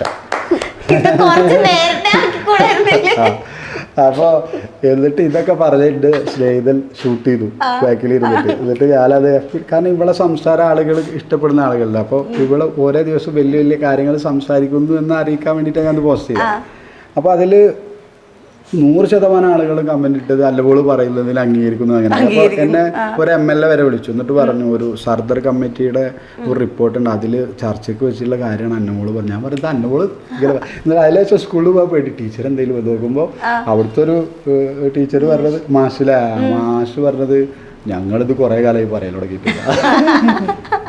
അപ്പൊ എങ്ങനെയും സ്കൂൾ ഉച്ചവരാക്കി അന്നമോള് ഹാപ്പിയാവും, ഭയങ്കര ഹാപ്പിയാവും. ഇപ്പം ഹനുമോള് പറയുമ്പോ ആക്ച്വലി എന്തായിരുന്നു ഈ വയ്യായിക എന്ന് പറഞ്ഞത്? അന്നമോള് ഡെലിവറി സമയത്ത് അന്നമോള് വെയിറ്റ് വളരെ കുറവാണ്, ഒരു 1,100, 1,50 അങ്ങനെ എന്തോ വെയിറ്റുള്ള അന്നമോള്. പിന്നെ അന്നമോൾക്ക് കുറേ ശരീരത്തിൽ പല ഭാഗത്തും സ്കിന്നുകൾ ഉണ്ടായിരുന്നില്ല. അപ്പോൾ അതുകൊണ്ട് തന്നെ ക്രിട്ടിക്കൽ സ്റ്റേജിലായിരുന്നു. അന്ന് വെന്റിലേറ്ററിലൊക്കെ ഇടേണ്ടി വന്നൊക്കെ ഉണ്ടായിരുന്നു. പിന്നീട് നമ്മളൊരു 1.5 മാസങ്ങൾക്ക് ശേഷമാണ് ഹോസ്പിറ്റലിൽ ഡിസ്ചാർജ് ചെയ്യുന്നത്. 6 മാസത്തോളം ഞങ്ങൾ ഇവിടെ കെയർ ചെയ്യേണ്ടി വന്നു. അതിനുശേഷം അന്നമോളെ എങ്ങനെ ബിൽഡപ്പ് ചെയ്യുക എന്നുള്ളതിൽ, കാരണം അവർ പറഞ്ഞ 2-3 കാര്യം, ഇത് ഞാൻ അന്നമോളെ മുമ്പിൽ നിന്നുകൊണ്ട് തന്നെ സംസാരിക്കുന്നത് നാളെ അത് അന്നമോൾക്കും കൂടി ഒരു പ്രചോദനമായിട്ട് മറ്റുള്ളവർക്ക് വേണ്ടി സംസാരിക്കാനാണ്. അപ്പോൾ അന്ന് അന്നമോൾക്ക് നടക്കാൻ കഴിഞ്ഞേക്കില്ല എന്ന് പറഞ്ഞിട്ടുണ്ടായിരുന്നു, സംസാരിക്കാൻ കഴിഞ്ഞേക്കില്ല എന്ന് പറഞ്ഞിട്ടുണ്ടായിരുന്നു. അപ്പോൾ ഹാർട്ട് ചില ആളുകൾക്ക് അങ്ങനെ സംഭവിക്കാണ്ട് റൈറ്റ് സൈഡിലാന്നൊക്കെ പറഞ്ഞിരുന്നു. റിപ്പോർട്ട്സുകളൊക്കെ അങ്ങനെയായിരുന്നു. പിന്നീട് ഞങ്ങൾ വേറെ പ്രശസ്തമായ ഒരു ഹോസ്പിറ്റലൊക്കെ പോയി. അവിടുന്ന് ഇതേ റിപ്പോർട്ട് പല ഡോക്ടേഴ്സിനായിട്ട് ബന്ധപ്പെട്ട് എല്ലാവരും സെയിം റിപ്പോർട്ട്സാണ് പറഞ്ഞത്. പക്ഷെ നമ്മൾക്ക് ഒരു വിശ്വാസം, നമുക്കൊന്ന് മെഡിസിനായി നോക്കാം. ആ മെഡിസിനാണ് ഇന്ന് അന്നമോൾ ഇപ്പോൾ വെറൈറ്റി മീഡിയയുടെ ഇരിക്കുന്നത്. അഥവാ നമ്മൾ കൊടുത്ത ആ ഒരു എനർജി നമ്മളെപ്പോഴേ മറ്റ് മക്കളിലേക്ക് നോക്കിയിട്ട് നമ്മളെ മക്കളെ കമ്പാരിസൺ ചെയ്യുമ്പോഴാണ് പ്രശ്നം. അതെ, അവൻ നന്നായിട്ട് പഠിക്കുന്നുണ്ട്. ഞാൻ എല്ലാവരോടും പറയുന്ന ഒരു കാര്യമുണ്ട്, നമ്മൾ സ്വയം ബിൽഡപ്പ് ചെയ്യാനാണ് ശ്രമിക്കേണ്ടത്. മറ്റൊരാളാവാൻ നമ്മൾ ശ്രമിക്കരുത്. നമ്മളായി കഴിഞ്ഞാൽ അതിനൊരു പരിശുദ്ധി ഉണ്ടാവും, അതിനൊരു പ്രത്യേക ഗ്ലാമർ ഉണ്ടാവും, അതിൽ പ്രത്യേക ഒരു ആനന്ദം ഉണ്ടാവും. മറ്റൊരാളാവാൻ ശ്രമിച്ചാൽ നമ്മൾ പരാജയപ്പെടുള്ളൂ. നമ്മളാവാൻ ശ്രമിച്ചു കഴിഞ്ഞാൽ മറ്റുള്ള ആളുകൾ നമ്മളെ പോലെ ആവാൻ ശ്രമിക്കും. അവിടെയാണ് നമ്മളെ വിജയം. അപ്പം ഞാൻ അന്നമോളെ തന്നെ ഒന്ന് ബിൽഡപ്പ് ചെയ്യാൻ ഞങ്ങളെല്ലാവരും കൂടി, എൻ്റെ ഫ്രണ്ട്സുകൾക്ക് അതിൽ പങ്കുണ്ട്, എൻ്റെ അയൽവാസികൾക്ക്, എൻ്റെ ഫാമിലീസിനൊക്കെ പങ്കുണ്ട്. ഇവരൊക്കെ കൂടിയിട്ട് ഒരു കൂട്ടായിട്ട് നിന്നിട്ടുള്ളൊരു പ്രയോഗമായിരുന്നു അത്. ഇവിടെ വരുന്ന ഗസ്റ്റുകളോടൊപ്പം എപ്പോഴും ഇരുത്തിയിട്ട് അങ്ങനെ എല്ലാവർക്കും കൂടി അതിലൊരു പങ്കുണ്ടെന്ന് പറയാം. പക്ഷേ എൻ്റെ വിശ്വാസം ആയിരുന്നു എൻ്റെ മകൾ എന്താണ് കഴിയില്ല എന്ന് വൈദ്യശാസ്ത്രം പറഞ്ഞാൽ അതൊക്കെ ചെയ്യിപ്പിക്കും. അങ്ങനെയാണ് അതൊരു വലിയൊരു എഫേർട്ടായിരുന്നു, വലിയൊരു റിസ്ക്കുള്ള യാത്ര ആയിരുന്നു. ഇപ്പോൾ ഇന്ന് ആ അച്ചീവ്മെന്റ് ഞാൻ പൂർത്തിയാക്കി തന്നെ പറയാം. അതെ, ഇപ്പൊ നടക്കില്ല എന്ന് പറഞ്ഞപ്പോ എപ്പോ മുതൽ അപ്പൊ നടന്നത് ഒരു 2.5-3 വയസ്സാന്ന് തോന്നുന്നു. ആ സമയത്ത് ഇവളെ എല്ലാം ഓരോ ദിവസം എനിക്കിപ്പോഴും അപ്ഡേറ്റ് ആണ് ചെയ്തത്. അന്ന് ഓരോ ദിവസത്തെ വളർച്ച നോക്കി കണ്ട് മറ്റേ 2 ആളെ എനിക്കൊന്നും അറിയില്ല, ഞാനൊന്നും അറിഞ്ഞിട്ടില്ല, ഞാൻ ഒന്നും കണ്ടിട്ടില്ല. പക്ഷെ ഇവളെല്ലാം എനിക്കറിയാം. പിന്നെ ഏറ്റവും വലിയ സംഭവം എന്താ വെച്ചാൽ ഇപ്പോൾ കഴിഞ്ഞ ഒരു ജൂണിൽ അന്നമോൾക്ക് ടോൺസിലിൻ്റെ ഒരു സർജറി കഴിഞ്ഞിരുന്നു. അപ്പോൾ ആ സർജറിക്ക് വേണ്ടിയിട്ട് A to Z ടെസ്റ്റുകൾ നടത്തേണ്ടിയിരുന്നു. ജനറ്റിക് ടെസ്റ്റ് മുതൽ എല്ലാ ടെസ്റ്റുകളും നടത്തി 10-23 ഡോക്ടേഴ്സ് പരിശോധിച്ചിട്ടൊക്കെയാണ് ഇവിടെ ഇതാക്കിയത്. അന്ന് അന്നമോൾ നടക്കില്ല എന്ന് പറഞ്ഞിരിക്കുന്ന ഒരു കാരണം അവർ അന്നത്തെ MRI റിപ്പോർട്ടിൽ പറഞ്ഞത് നട്ടൻ്റെ ഉള്ളിലൊരു വെള്ളക്കെട്ടുണ്ടായിരുന്നു. അത് സർജറി ചെയ്ത് കഴിഞ്ഞാൽ ഒരു പക്ഷേ അവൾ പൂർണ്ണമായിട്ട് ചലനശേഷി നഷ്ടപ്പെട്ടേക്കാം, അല്ലെങ്കിൽ കോമ സ്റ്റേജിലേക്ക് പോകാം. അതുകൊണ്ടാണ് ആ സർജറി നടത്താറുന്നത്. പക്ഷേ ഇപ്പോൾ MRIയിൽ നോക്കി നോക്കുമ്പോൾ ആ വെള്ളക്കെട്ടില്ല. അപ്പോൾ ഡോക്ടേഴ്സ് ചോദിച്ചു എങ്ങനെയാണ് അന്ന് സർജറി ചെയ്തിരുന്നോ? ഞാൻ പറഞ്ഞു സർജറി ചെയ്തില്ല. എന്നാൽ ഇതത് കാണുന്നില്ല. വീണ്ടും MRI എടുത്ത് വീണ്ടും അവർ എന്നിട്ട് ചെക്ക് ചെയ്തു. മറ്റൊന്ന് ആർട്ട് റൈറ്റ് സൈഡിലാണെന്ന് റിപ്പോർട്ട്സ് ഉണ്ടായിരുന്നു. അപ്പോൾ ഇപ്പോൾ നോക്കുമ്പോൾ ആർട്ട് ലെഫ്റ്റ് സൈഡിലാണ്. ഇതെല്ലാം ഒരു മിറാക്കിളായിട്ടാണ് ഞാൻ പറയുന്നത്. അപ്പോൾ ഡോക്ടറിന് അന്നത്തെ റിപ്പോർട്ട്സിൽ ഇങ്ങനെയല്ല. അപ്പോൾ ഞങ്ങൾ അന്ന് കാണിച്ച ഹോസ്പിറ്റലിലെ റിപ്പോർട്ടും എറണാകുളത്ത് വലിയൊരു ഹോസ്പിറ്റലിൽ കാണിച്ചിരുന്ന റിപ്പോർട്ട്സ്, അവിടുത്തെ MRI റിപ്പോർട്ട്സിലൊക്കെ റൈറ്റ് സൈഡിൽ ആർട്ട് കാണിച്ചിരുന്നു. പക്ഷേ ഇപ്പോൾ ലെഫ്റ്റ് സൈഡിൽ തന്നെ. അപ്പോൾ ഞാൻ പറഞ്ഞു അത് ഓട്ടോമാറ്റിക്. അപ്പം എന്നോട് പറഞ്ഞു അങ്ങനെയൊന്നും ഓട്ടോമാറ്റിക്കൊന്നും റെഡി ആവില്ല. എന്നിട്ട് വീണ്ടും ഒന്നും കൂടി MRI കയറ്റുന്നു. അപ്പോൾ ഞാൻ പറഞ്ഞു മിറാക്കിൾ കുറേ കാണിച്ച ആളല്ലേ, അങ്ങനെ ആ മിറാക്കിൾ. ഇപ്പോൾ ഡോക്ടേഴ്സ് ഈ സർജറിക്ക് വേണ്ടി തയ്യാറെടുത്തിട്ട് എല്ലാവിധ ടെസ്റ്റുകളും ഏകദേശം 2 മാസത്തോളം പല ടെസ്റ്റുകളും നടത്തിയിട്ടാണ് അവർ സർജറിക്ക് തയ്യാറായത്. എന്നിട്ട് അവിടെ നിന്ന് എനിക്ക് കിട്ടിയ റിപ്പോർട്ടിൽ പറയുന്നത് എന്താണെന്ന് വെച്ചാൽ ഇനി ഒരിക്കലും അന്നമോൾക്ക് വേണ്ടി ഒരു ടെസ്റ്റുകളും നടത്തേണ്ട ആവശ്യമില്ല. അന്നമോൾ പൂർണ്ണ ഫിറ്റാണ്. മറ്റൊന്ന് നമ്മളെ കാഴ്ചയിൽ എന്തെങ്കിലും കാണുന്നത് അത് അവരുടെ വളർച്ചക്കനുസരിച്ച് അവൾ മാറിക്കോളും. വേറെ അന്നമോൾക്കൊരു പ്രശ്നമില്ല എന്നുള്ളത് ഞാൻ നേരത്തെ പറഞ്ഞില്ല. നമ്മൾ ഈ കുറവുകളിലേക്ക് നോക്കണം. അപ്പം അങ്ങനെ കാണുന്ന ആളുകൾക്ക് കുറവുകൾ തോന്നും. പക്ഷേ ഞങ്ങൾക്കെല്ലാം കൊണ്ടും ഞാൻ അന്നമോളെ എപ്പോഴും ഇങ്ങനെ ഫുൾ ടൈം ഇങ്ങനെ നോക്കിയിരിക്കുന്ന ആളാണ്. അന്നമോളെ കണ്ണിൽ നിന്ന് കണ്ണെടുക്കാണ്ട് നോക്കിയിരിക്കും. അപ്പോൾ ഞാൻ ചില ആളുകളൊക്കെ എന്നോട് പറയാം മോള് ഇങ്ങനെ കണ്ട ഇതായിന്നൊക്കെ പറയുമ്പോഴും ഞാൻ ഇങ്ങനെ ഇടയ്ക്ക് എന്തപ്പോൾ അതിന് നോക്കുക എൻ്റെ കണ്ണിൽ മാത്രം ദൈവം ഒളിപ്പിച്ചു വെച്ചാന്ന് എനിക്കറിയില്ല. ഞാൻ അങ്ങനെ ഒരു കുറവുള്ള അതായിട്ട് അവളെ അറിയിക്കാതെ വളർത്തി. അവൾ നേരിട്ട എല്ലാ പ്രയാസങ്ങളും അവളെ അറിയിച്ചിട്ടാണ് വളർത്തി. അതുകൊണ്ട് കാരണം എന്താണെന്ന് പറയുക, നമ്മൾ ജീവിതത്തിൽ നമ്മൾ പ്രതിസന്ധികളൊക്കെ അനുഭവിക്കണം. അല്ലെങ്കിൽ പെട്ടെന്നൊരു സുപ്രഭാതത്തിൽ ഒരു പ്രതിസന്ധി വന്നാൽ നമുക്ക് എന്താകാൻ പറ്റില്ല, താങ്ങാൻ പറ്റില്ല. അതൊരു പക്ഷേ ആത്മഹത്യയിലേക്കൊക്കെ നമ്മളെ നയിക്കും. അപ്പോൾ അതുകൊണ്ട് എല്ലാ പ്രതിസന്ധികളും അവളെ അറിയിച്ചു. അവൾ നേരിട്ട പ്രതിസന്ധികൾ അങ്ങനെ. ഞാൻ ജീവിതത്തിൽ വിജയിച്ചതും പതറാതിരുന്നതും ചെറുപ്പകാലം തൊട്ട് ഞാൻ അനുഭവിച്ച പ്രതിസന്ധികളും പ്രയാസങ്ങളൊക്കെ നേരിട്ടുകൊണ്ടാണ് ഞാൻ പതറാതെ നിന്നത്. ഒരു കലാരംഗത്ത് പ്രവർത്തിക്കുമ്പോൾ ഉണ്ടാവുന്ന കുറേ പ്രതിസന്ധികളുണ്ടല്ലോ, അറിയാലോ. അതിലടക്കം ഞാൻ പതറിയിട്ടില്ല. അതാ അങ്ങനെയാണ്. അതുകൊണ്ടാണ് ഇന്ന് ഞങ്ങൾ രണ്ടുപേരും വിജയിച്ചിരിക്കുന്നത്. പക്ഷേ നമ്മുടെ ഇതിലൊരു കോട്ടുണ്ടല്ലോ, എന്താ ഓരോ റൂഹിനും താങ്ങാൻ പറ്റുന്ന ഭാരമേ പടച്ചോൻ കൊടുക്കുള്ളൂ. നമുക്ക് തരുന്നതെല്ലാം നമുക്ക് അക്സെപ്റ്റ് ചെയ്യാൻ പറ്റി മുന്നോട്ട് പോകും.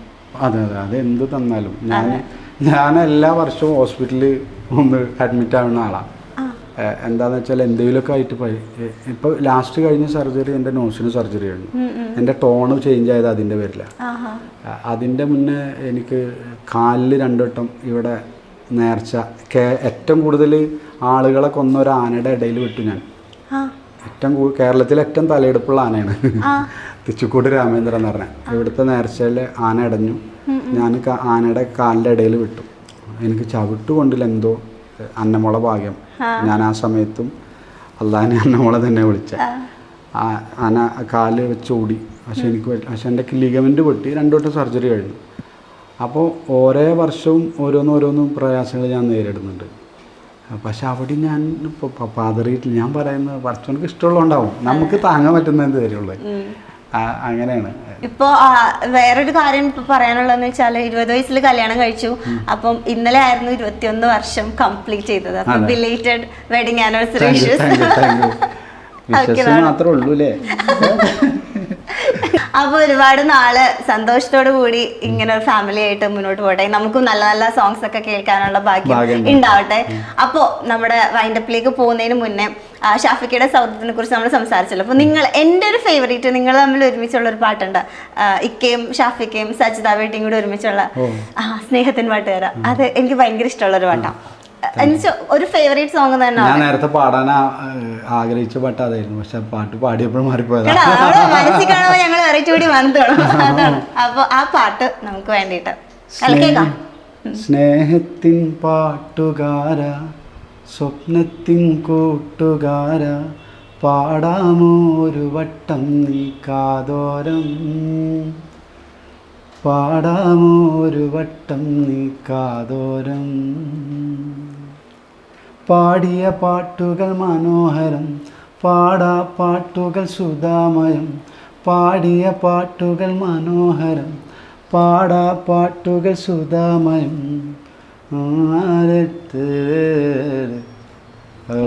കൂടെ വാ ഇടനെഞ്ചിൻ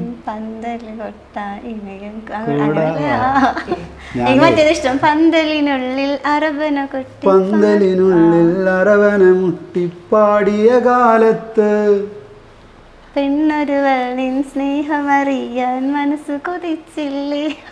ബാക്കി പാടും ഉണ്ടോ? അയ്യോ മറന്നേ.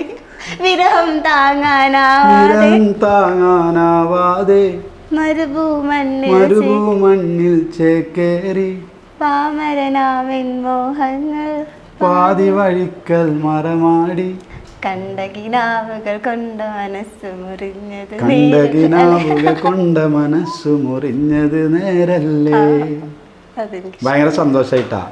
ആദ്യമായിട്ട് ഭയങ്കര ഒരാൾ ഇങ്ങോട്ട് പാട്ട് പാടി പറയും. എനിക്കിതിന്റെ വരികൾ ഇപ്പോഴും ഓർമ്മയില്ല. അപ്പൊ നിങ്ങളൊക്കെ ഹൃദയത്തിൽ ആ പാട്ടുള്ളത് തന്നെ നമുക്ക് കിട്ടുന്ന അവാർഡുകൾ അല്ലേ. നമ്മള് കുറെ എത്രയോ വർഷമായിട്ട് ആ പാട്ട് ഇപ്പോഴും നിങ്ങളെ എനിക്കറിയില്ലെങ്കിൽ നിങ്ങൾ പാടിയെന്നല്ലോ. എനിക്കറിയാം.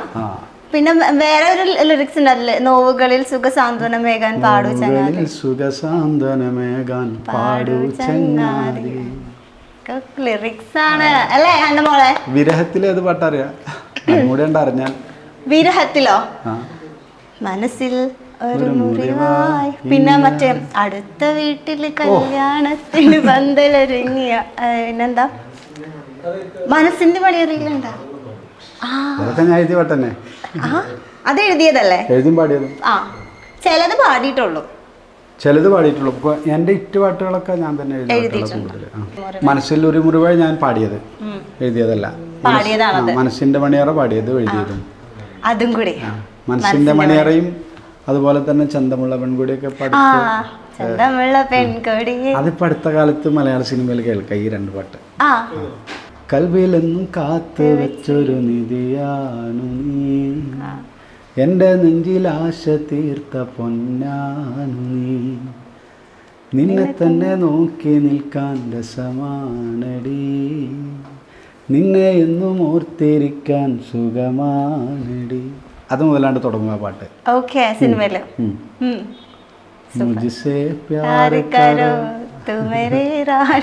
അതുപോലെ തന്നെ മനസ്സിന്റെ മണിയറ. അതും കൂടി മനസ്സിന്റെ മണിയറ. മനസ്സിന്റെ മണിയറ പാട്ടിന്റെ ഒരു പ്രത്യേകത എന്താണെന്ന് അറിയാം സത്യത്തില്? ഒന്ന് ആ പാട്ട് വിജയിക്കാനുള്ള കാരണം ഒന്നത് കാമുകിക്ക് പാടി കൊടുക്കാൻ പറ്റും.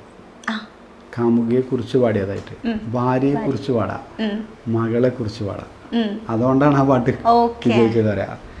മനസ്സിൻ്റെ മണിയറയിൽ സുന്ദരിയായ മോളുണ്ട്, കഥ പറയാൻ കൂട്ടിനായി കാത്തിരുന്നൊരു പെണ്ണുണ്ട്, നാണത്താൽ ചിരി തൂകും സുന്ദരിയായ മോളാണ്, കിന്നാര കഥ പറയാൻ കൂട്ടുവന്നൊരു പെണ്ണാണ്, അല്ലിമലർക്കിളി അഴകാണ്, അഴക് വിടർത്തും ചിരിയാണ്, എളിമയിലുള്ളൊരു മനമാണ്, ഇന്നൻ ഭാഗ്യവും അവളാണ്, എൻ്റെ കരളിൻ്റെ കരളാണ്, എൻ്റെ മുഹബത്തിൻ നിധിയാണ്, എൻ്റെ ഇഷ്കിൻ കുടമാണ്, നല്ല സുന്ദരി മോളാണ്.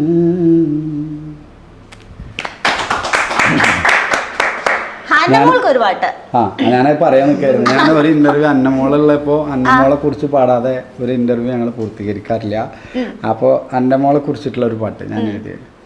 കാണാൻ എന്നെക്കാളേറെ മുഞ്ചുള്ളോള്, എന്നാൽ എന്നെക്കാൾ എന്നെ പ്രേമിച്ചോള്, കാണാൻ എന്നെക്കാളേറെ മുഞ്ചുള്ളോള്, എന്നാൽ എന്നെക്കാൾ എന്നെ പ്രേമിച്ചോള്, കൽവിൻ തെക്കേ അറ്റത്താണെന്നും ഇവള്, കാണാനും മാലാക എൻ്റെ റുഹാനി മാലാക,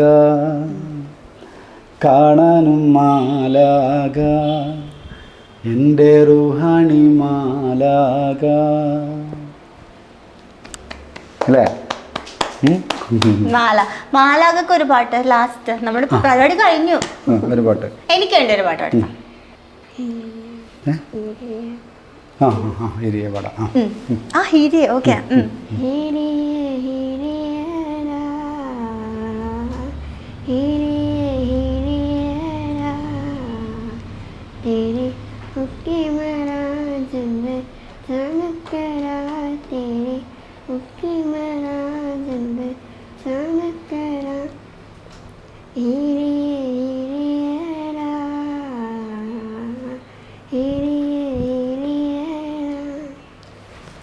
താങ്ക് യു, സൂപ്പർ.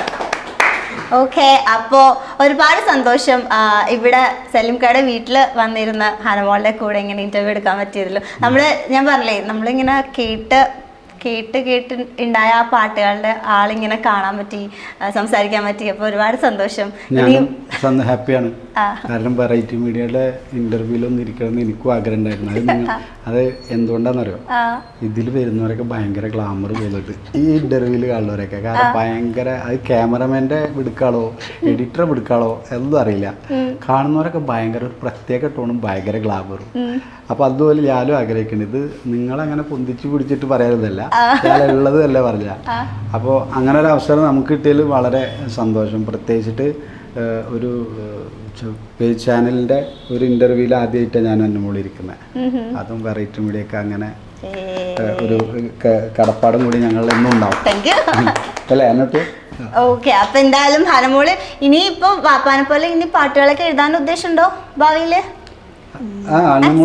അതെ, വേറെ ഞാൻ പറയാൻ പറഞ്ഞത്, ഇവിടെ ചെറുപ്പത്തിൽ അഥവാ 2-3 വയസ്സ് 4 വയസ്സൊക്കെ ഉള്ളപ്പോൾ ഇവള് പറയും ഞാനൊരു പാട്ടുണ്ടാക്കിയിട്ട് അന്ന് ഏതൊക്കെയാ പാട്ടുകൾ വെറുതെ മൂളിയിട്ടൊക്കെ പാടുമായിരുന്നു. അപ്പോൾ ചിലപ്പോൾ ഭാവിയിൽ ഇനി അങ്ങനെ ഒരു മ്യൂസിക് ഡയറക്ടറൊക്കെ ആയിട്ട് വരും. ടീച്ചർ പ്ലസ് മ്യൂസിക് ഡയറക്ടർ അല്ലേ? അതെ അതെ. അപ്പോ ഒരുപാട് സന്തോഷം. അപ്പൊ ഇനിയും ഒരുപാട് ഉയരങ്ങളിൽ എത്തട്ടെ ഹനമോളുടെ ടീച്ചറും. ഇനിയിപ്പോ ഭാവിയിൽ എന്റെ കുട്ടികളൊക്കെ പഠിപ്പിക്കോ? ഇല്ല, ഞാനിപ്പോ ഇങ്ങനെ ശ്രദ്ധിച്ചൊരു കാര്യം എന്താ വെച്ചാൽ നമ്മള് വന്ന് കയറിയപ്പോ ഇരുന്നത് ഫസ്റ്റത്തെ റൂമിലായിരുന്നു. ഇപ്പൊ ഇവിടെ ലിവിംഗ് റൂമിലായിരിക്കുന്നത്. പക്ഷെ വീട് നിറച്ച് ട്രോഫികളാണ്. ഇതിൽ കുറെ ഇക്കാക്ക് കിട്ടിയിട്ടുണ്ട്, കുറെ ഹനമോൾക്ക് കിട്ടിയിട്ടുണ്ട്. എന്താണ് എത്രയോ ഇപ്പൊ മൊത്തം എത്ര ട്രോഫീസ് ഉണ്ട് ഇവിടെ? ഇത് കുറെ ഇവിടെ, പിന്നെ ഞങ്ങളെ മറ്റേ ജ്യേഷ്ഠന്റെ വീട്ടിലുണ്ട്, ഞങ്ങളെ സിസ്റ്റർ വീട്ടിലും വെച്ചിട്ടുണ്ട്. എണ്ണീട്ടൊന്നുമില്ല. സത്യം പറയുകയാണെങ്കിൽ ഈ ട്രോഫികൾ ഞാൻ ആദ്യമൊന്നും അങ്ങനെ ഇങ്ങനെ ശ്രദ്ധിച്ച് വെക്കുകയൊന്നും ചെയ്യും. ആദ്യം കിട്ടിയ ട്രോഫിക്കൊക്കെ ഭയങ്കര ഞാനേ എൻ്റെ ചെറുപ്പത്തിൽ എനിക്ക് വലിയ ആഗ്രഹമായിരുന്നു ട്രോഫി എങ്ങനെയും കിട്ടണം എന്നൊക്കെ. അന്ന് ഞാൻ ക്രിക്കറ്റ് കളിക്കാനൊക്കെ പോകുന്ന സമയമാണ്. അപ്പോൾ ആ സമയത്ത് എനിക്ക് എന്നെക്കാളും നല്ല പ്ലേയേഴ്സ് ഉള്ളതുകൊണ്ട് എനിക്കൊന്നും കിട്ടില്ലല്ലോ. അന്ന് ഞാൻ സ്വന്തമായിട്ട് 25 ഉറുപ്പിക കൊടുത്തിട്ട് ഒരു ട്രോഫി എനിക്ക് മാൻ ഓഫ് ദി മാച്ച് പുരസ്കാരം കിട്ടിയതിൻ്റെ വീട്ടുകാരെ പറ്റിച്ചിട്ട് ഞാൻ വെച്ചിട്ടുണ്ടായിരുന്നു. അത് അന്ന് ആഗ്രഹിച്ച എൻ്റെ വീട്ടിൽ ഇന്ന് ഇത്രക്കധികം മൊമെന്റസുകൾ ഇരിക്കുകയാണ്. എത്രയൊന്നും അറിയില്ല, മറ്റേ വീട്ടിലും ഒക്കെ ഉണ്ട്. അപ്പോൾ ഇതിലിപ്പോൾ കൂടുതലായിട്ട് അന്നമോൾക്കും കിട്ടിയ ഉപഹാരങ്ങളുണ്ട്. എനിക്ക് കിട്ടിയതിൽ എന്താന്ന് വെച്ചാൽ, അന്നമോൾക്ക് കിട്ടിയാൽ ഏറ്റവും ഇത് ഫിനിക്സ് അവാർഡ്, എനിക്ക് കിട്ടിയ മാപ്പിള കലാ അക്കാദമിയുടെ അവാർഡ്, പിന്നെ ഒരു അമ്മ നടത്തുന്ന ഒരു പ്രോഗ്രാം ജിമ്മ അവാർഡ്. അത് രണ്ടാണ് ഏറ്റവും ഇതുള്ളത്. പിന്നെ ഇതിപ്പോ സത്യം പറയണ വെക്കാൻ സ്ഥലമില്ല. വീട് ചെറിയ വീടാണല്ലോ, അതുകൊണ്ട് ഇത് വെക്കാനുള്ള സ്ഥലമില്ല. ഇതിങ്ങനെ കാണുന്ന കാരണം ചില ആളുകൾക്ക് നമ്മൾ മൊമെന്റസുകൾ സ്റ്റേജിൽ നമ്മൾ കൊടുക്കുമ്പോൾ അവരെത്ര മാത്രം കാരണം അത് സന്തോഷിക്കാറുണ്ട് നമ്മൾ കണ്ട് മനസ്സിലാക്കുക. അപ്പോഴാണ് അതിൻ്റെയൊക്കെ വാല്യൂ നമുക്ക് മനസ്സിലായത്. സംഭവം ഇതിൻ്റെ പ്രൈസിലുള്ള വാല്യൂ അല്ലല്ലോ, ഇങ്ങനെ ഒന്ന് കിട്ടുക, അത് വീട്ടിൽ നിറഞ്ഞിരിക്കുക എന്ന് പറഞ്ഞാൽ അത് വലിയ ഒരു സന്തോഷം നൽകുന്ന കാര്യമാണ്. അപ്പോൾ ഇനിയിങ്ങനെ വെക്കട്ടെ. ഇനിയിപ്പോൾ വീടൊക്കെ നല്ലതൊക്കെ ഒന്ന് പണിയുമ്പോൾ സ്ഥലമൊക്കെ കാണും. ഓക്കെ, അപ്പൊ എന്തായാലും അങ്ങനെ ആവട്ടെ. അപ്പൊ ഒരുപാട് സന്തോഷം. ഇനിയും ഒരുപാട് പാട്ടുകൾ നമുക്ക് കേൾക്കാനും എല്ലാവിധ സന്തോഷങ്ങളും ഭാവുകങ്ങളും നേരുന്നു. Thank you so much.